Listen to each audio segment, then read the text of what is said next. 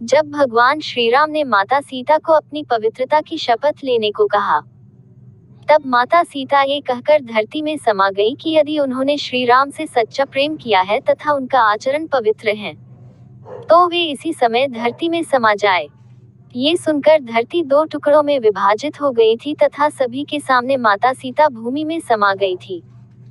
भगवान श्री राम ने उन्हें रोकने का बहुत प्रयास किया, लेकिन वे उन्हें रोक नहीं सके। उसके पश्चात श्री राम अत्यधिक क्रोधित हो गए।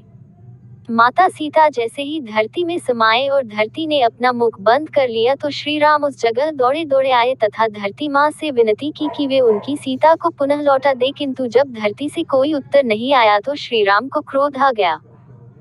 भगवान श्री राम ने इसी क्रोध स्वरूप धरती से कहा कि यदि उन्होंने उसी रूप में सीता को पुनः नहीं लौटाया तो वे पर्वतों, वनों समेत उसका संपूर्ण विनाश कर देंगे तथा सब कुछ जलमग्न कर देंगे।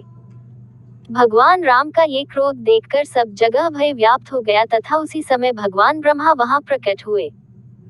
भगवान ब्रह्मा ने प्रकट होकर श्री राम से अनुरोध किया कि वे अपने ध्यान मार्ग से अपने असली स्वरूप को पहचाने तथा उसका स्मरण करें।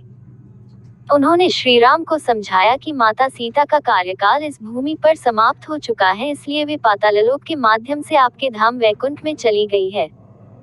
उन्होंने श्री राम से किसी प्रकार का क्रोध या संताप न करने को कहा तथा अपने ब्रह्म स्वरूप का ध्यान करने को कहा, जिससे उन्हें माया का पता चल सके।